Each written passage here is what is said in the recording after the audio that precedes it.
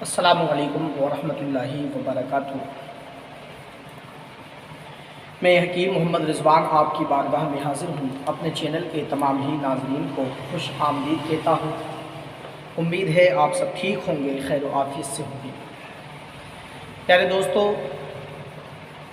روز مرہ کے جو مرض ہیں جیسے کھانسی، زکام، نزلہ، بخار، پیٹ کا درد، ریح کا خارج نہ ہونا، متلی، قے، دست وغیرہ وغیرہ، ان چھوٹی چھوٹی بیماریوں پر بھی لوگ حکیم اور ڈاکٹروں کے پاس بھاگ جاتے ہیں، حالانکہ وہ خود بھی ان بیماریوں کا علاج اپنے گھر پہ کر سکتے ہیں، لیکن نہیں کر پاتے اور نہیں کرتے کیونکہ انہیں پتہ نہیں ہوتا۔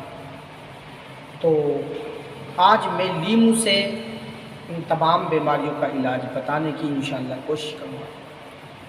چند قطرے لیمو کے لیں اور اپنا علاج خود کریں۔ تو آئیے سب سے پہلے ہم جان لیتے ہیں کھانسی کے بارے میں۔ کھانسی آپ کو ہے تو پھر کیا کریں گے آپ کھانسی کے؟